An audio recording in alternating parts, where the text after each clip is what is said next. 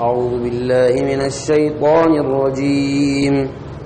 بسم الله الرحمن الرحيم. ألم تر إلى الذين أوتوا نصيبا من الكتاب يؤمنون بالجبت والطاغوت ويقولون للذين كفروا هؤلاء أهدى من الذين آمنوا سبيلا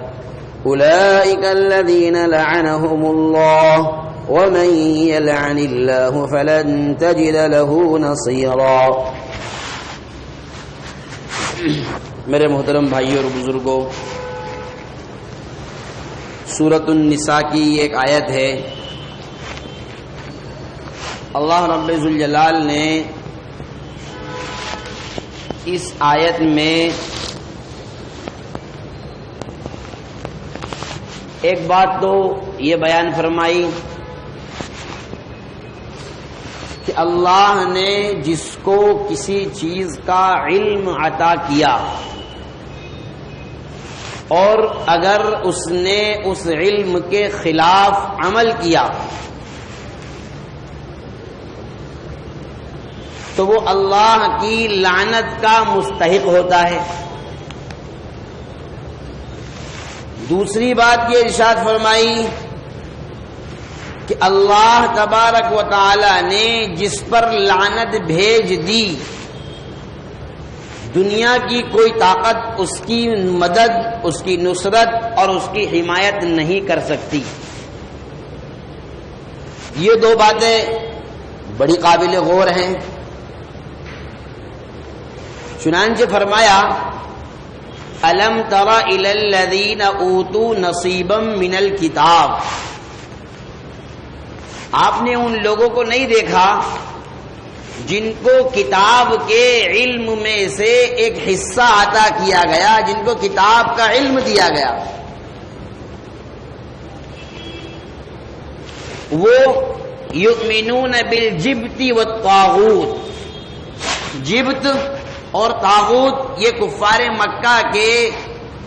بتوں کے دو نام ہیں جن کے کفار مکہ پرستش کیا کرتے تھے، پوجا کیا کرتے تھے. اور کتاب سے مراد یہاں پر تورات ہے.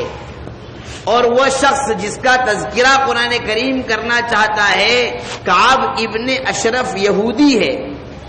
جو تورات کا بڑا زبردست جید عالم تھا. اللہ نے اس کو دین یہودیت کا بڑا علم دیا تھا، لیکن ناقدری کی، اپنی نفس پرستی کا غلبہ اور منمانی کے غلبے کی وجہ سے اس نے کفار مکہ کے ساتھ مل کر سانٹھ گانٹھ کی. اور ہوا یہ کہ جنگ بدر میں تو بری طرح سے پیٹ چکے تھے کفار مکہ، اس میں تو کوئی بیان کرنے کی ضرورت نہیں، وہ تو ایک طرفہ مار چلی تھی اس میں تو، جس کا قرآن کریم نے 4 پارے میں تذکرہ کیا ہے. لیکن جنگ احد جو ہوئی اور جس کا مقصد جنگ بدر کا بدلہ لینا تھا، شروع میں مسلمانوں کو اس میں بھی فتح ہوئی، لیکن حضور صلی اللہ علیہ وسلم نے جس مورچے پر 50 صحابہ کرام کو کھڑا کیا تھا اس میں ذرا سی چوک یہ ہو گئی تھی. وہ یہ سمجھ بیٹھے کہ آپ صلی اللہ علیہ وسلم کا فرمان صرف اس وقت تک تھا جب تک کہ فتح نہ ہو جائے، اور جب فتح ہو جائے تو آپ کا فرمان ختم ہو چکا ہے. یہ تھوڑی سی چوک ان سے ہو گئی تھی، جس کے نتیجے میں خالد ابن الولید نے، جو بڑے مائنڈڈ اور بڑے دماغ دھاری فوجی اور سپاہی تھے جن کو اللہ تبارک و تعالیٰ نے بڑے کمالات سے نوازا تھا، جو اب پہلے اس وقت تک ایمان میں داخل نہیں ہوئے تھے، لیکن جب بعد میں ایمان میں داخل ہوئے اور حضرت خالد ابن الولید رضی اللہ تعالی عنہ کہلائے، تو مسلمانوں کی تھوڑی سی چوک کی وجہ سے خالد ابن الولید نے فائدہ اٹھایا اور اپنے لشکریوں کو حکم دیا اور ایمان والوں پر حلہ بول دیا تھا، جس کی وجہ سے صحابہ کرام کی ایک بڑی جماعت شہید ہوئی تھی. لیکن بعد میں پھر اللہ تبارک و تعالیٰ نے پھر مسلمانوں کی صحابہ کرام کی مدد کی اور پھر بازی پلٹی، کفار مکہ کو پھر شکست ہوئی۔ یہ دونوں غزوات کا خلاصہ ہے۔ تو کعب ابن اشرف، ایک چیز اور بتاؤں، اس آیت میں اللہ تبارک و تعالی نے ان لوگوں کے لیے بھی بڑی عبرت کی باتیں اور بڑی نصیحت کی باتیں کی ہیں جو راجنیتی کھیلتے ہیں اور سیاست میں گھس کر اپنے مذہب کو بھی بیچ دیتے ہیں۔ ان لوگوں کے لیے بھی اس میں کچھ نہ کچھ ہے، جب انشاءاللہ آئے گی بات۔ تو یہ کفار مکہ کے پاس آیا، ابو سفیان بھی اس وقت تک مسلمان نہیں ہوئے تھے۔ ابو سفیان کے پاس آیا اور ابو سفیان کے پاس آ کر کہنے لگا کہ دیکھو میں چاہتا ہوں کہ 30 آدمی ہماری جماعت کے یعنی یہودی، آپ کو اس بات پر غور بھی کرنا ہے اور موجودہ حالات پر بھی غور کرنا ہے۔ ابو سفیان کی اور کعب ابن اشرف کی جو پلاننگ ہوئی اس وقت میں اس پر بھی غور کرنا ہے اور موجودہ حالات حاضرہ میں جو ماحول چل رہا ہے اس پر بھی غور کرنا ہے۔ کیا کہیں نہ کہیں اس کی کڑی وہاں سے جڑتی ہے یا نہیں، یہ آپ کو دھیان رکھنا ہے۔ تو کعب ابن اشرف نے یہ بات کہی کہ میں چاہتا ہوں کہ 30 آدمی آپ کے اور 30 آدمی ہمارے دونوں ایک جٹ ہو کر ہماری دونوں کی یونین بنے اور ہماری ایک یونٹی بنائی جائے، ایک جماعت اور ایک تنظیم بنائی جائے اور دونوں مل کر ہم تمہارا ساتھ دینے کے لیے تیار ہے، تم ہمارا ساتھ دینے کے لیے تیار ہو جاؤ۔ ہم دونوں مل کر محمد پر اور اس کے ساتھیوں پر نعوذ باللہ حملہ کریں گے اور ان کو شکست دیں گے۔ ابو سفیان، کعب ابن اشرف یہودی دماغ رکھتا تھا تو ابو سفیان بھی بڑے ذہین تھے۔ انہوں نے کہا دیکھو تم بڑے چال باز لوگ ہوا کرتے ہو، یہودی جو بڑے چال باز ہوتے ہیں، تم بڑا دھوکہ دینے میں ماہر ہوتے ہو، تمہارا کوئی بھروسہ نہیں ہے، ہمارے 30 آدمیوں کو لے جائے گا اور ادھر جا کر ان سے ساٹھ گاٹھ کر لے گا تو ہم کو پھنسوا دے گا، مروا دے گا۔ اس لیے اگر واقعتاً تم اپنی بات میں سچے ہو تو یہ دو ہمارے معبود ہیں، جو دو ہمارے خدا ہیں، ان کو سجدہ کرو اور یہ کہو کہ میں ان پر ایمان لاتا ہوں، یہ بات کہو۔ ابو سفیان نے شرما ساٹھی میں یہ بات کہہ دی۔ کعب ابن اشرف نے ابو سفیان کے سامنے یہ بات کہہ دی۔ اسی کو قرآن نے بیان فرمایا کہ آپ نے ان لوگوں کو نہیں دیکھا جن کو کتاب کا علم دیا گیا، یعنی توریت کا علم دیا گیا، یؤمنون بالجبت والطاغوت، جو جبت اور طاغوت پر ایمان رکھتے ہیں، یعنی ان کے سامنے سجدہ کرتے ہیں۔ اور کعب ابن اشرف نے یہ جو کارنامہ انجام دیا، یہ اس کا مقصد کفار مکہ کے دین کو اختیار کرنا نہیں تھا، صرف اس لیے تھا کہ ابو سفیان خوش ہو جائے گا اور میری بات کو مان لے گا۔ جیسے ہمارے بہت سارے لوگ ہمارے زمانے میں بھی ہوا کرتے ہیں، سیاست کے نام پر، راجنیتی کے نام پر، اور بڑی شان سے کہتے ہیں ارے مولوی صاحب کیا کریں، اب سیاست کے لیے تو تھوڑا بہت سب کچھ کرنا پڑتا ہے اور تھوڑا بہت تو انہیں چلانا پڑتا ہے، اب تو کیا ماحول کو دیکھ کر تھوڑا بہت ٹھیک ہے، ماحول کتنا ہی خراب ہو جائے، حالات کتنے ہی گندے سے گندے ہو جائے، لیکن اگر آپ واقعتاً پکے ایمان والے ہیں، آپ کے قلب میں، آپ کے دل میں ایمان کا شعلہ اور ایمان کا کی آگ اگر بڑھ رہی ہے اور ایمان کی چنگاری اگر آپ کے دل میں جھلس رہی ہے تو یاد رکھیے آپ کبھی بھی کفر سے سمجھوتا کرنے کے لیے تیار نہیں ہو سکتے۔ اور اگر آپ نے کر لیا، چاہے اس کے پیچھے آپ کوئی مصلحت سمجھے، کوئی حکمت سمجھے، یا آپ کسی کافر کو، کفار کو، سیاسی کو، یا کسی لیڈر کو، یا کسی نیتا کو، کسی حکمران کو راضی کرنا چاہتے ہو، یاد رکھیے آپ اپنے ایمان کا سمجھوتا کر بیٹھے اور اس کا سودا کر بیٹھے۔ اور اگر آپ غیر اللہ کو خوش کرنے کے لیے اپنے پروردگار کو ناراض کرتے ہیں، اللہ تبارک و تعالی نے جناب محمد رسول اللہ صلی اللہ علیہ وسلم سے صاف طور پر ارشاد فرمایا وَلَن تَرْضَىٰ عَنْكَ الْيَهُودُ وَلَا النَّصَارَىٰ حَتَّىٰ تَتَّبِعَ مِلَّتَهُمْ، کہ آپ سے یہ یہودی اور یہ نصرانی اس وقت تک خوش نہیں ہو سکتے جب تک کہ آپ ان کے دین کا اتباع نہ کر لو، اس وقت تک یہ آپ سے خوش نہیں ہو سکتے۔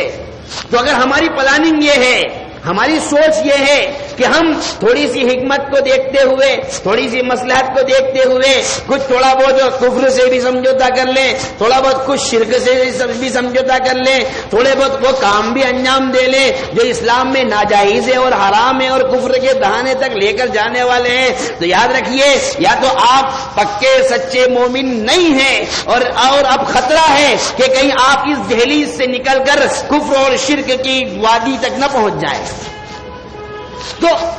کعب ابن اشرف نے یہ کام کر تو لیا، اور دونوں نے ایک محاذ قائم کرنے کی کوشش کی جس کو اللہ تبارک و تعالی نے بیان فرمایا، وَيَقُولُونَ لِلَّذِينَ كَفَرُوا هَؤُلَاءِ أَهْدَىٰ مِنَ الَّذِينَ آمَنُوا سَبِيلًا۔ پھر ہوا یہ کہ ابو سفیان نے پھر ایک سوال کیا، کعب ابن اشرف سے سوال کیا۔ دیکھو آدمی جب بات پوچھی جائے تو بات وہی بیان کرنا چاہیے جو حقیقت ہے۔ اس نے پوچھا ابو سفیان نے کہ چلو بتاؤ ہم اچھے ہیں یا محمد کا دین اچھا ہے؟ تو کعب ابن اشرف نے پوچھا بتاؤ تمہارے کام کیا ہے اور ان کے کام کیا ہے، ذرا بتاؤ تم مجھے۔ کیا وہ کعب ابن اشرف دونوں کو نہیں جانتا تھا؟ جانتا تھا، لیکن پھر بھی اس نے پوچھا، اس نے سوال کیا۔ تو ابو سفیان کہنے لگے دیکھو ہمارا کام یہ ہے، ہم حج کے موقع پر بہت سارے اونٹ ذبح کرتے ہیں، آنے والے مہمانوں کی ضیافت کرتے ہیں، ان کے لیے دودھ کا انتظام کرتے ہیں، ان کے لیے کھانے پینے کا انتظام کرتے ہیں، اور ہم خود عمرہ کرتے ہیں، ہم خود حج کرتے ہیں، یہ ہمارے کام ہے۔ اور یہ جھوٹ نہیں ہے، یہ بالکل صحیح ہے۔ کفار مکہ حضور صلی اللہ علیہ وسلم کی بعثت سے پہلے بھی یہ کام کیا کرتے تھے، اور جب تک کہ مکہ فتح نہیں ہوا تھا اس وقت سے پہلے بھی، اس وقت تک بھی ان کی یہ سارے کام تھے جو ابو سفیان نے بیان کیا۔ ابو سفیان نے کوئی جھوٹ نہیں کہا ہے۔ اور پوچھا اس کا کام کیا ہے؟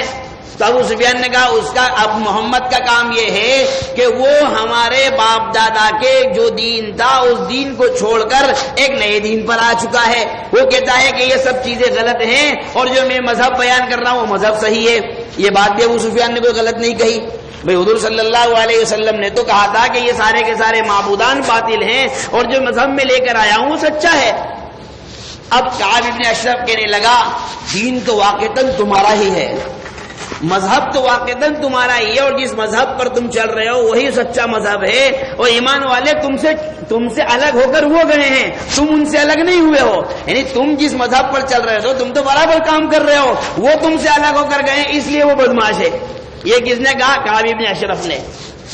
اللہ تبارک و تعالی نے اس دوگلی پالیسی کی وجہ سے اور اپنے علم پر عمل نہ کرنے کی وجہ سے یہ ایک پیغام ہے خاص طور پر اس امت کے نام، امت مسلمہ کے نام، کہ اگر اللہ نے آپ کو کسی چیز کا علم دیا ہے، اگر اللہ نے آپ کو کسی چیز کی معلومات دی ہے، آپ اس کا غلط استعمال مت کریے، ورنہ آپ ضلالت اور گمراہی کے دہانے پر آ کر کھڑے ہو جائیں گے۔ اللہ نے آگے بیان فرمایا اولئک الذین لعنہم اللہ،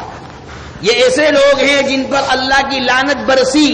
جن پر اللہ نے لعنت بھیجی، اور فرمایا وَمَن يَلْعَنِ اللَّهُ فَلَن تَجِدَ لَهُ نَصِيرًا، جس شخص پر اللہ تبارک و تعالی لعنت بھیج دے اب تم کبھی بھی دنیا میں اس کا کوئی معین اور اس کا کوئی مددگار نہیں پاؤ گے۔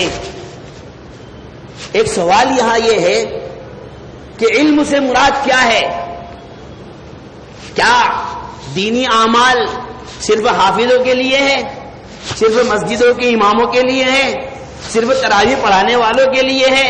صرف مولوی اور ملاؤں کے لیے ہے، یا صرف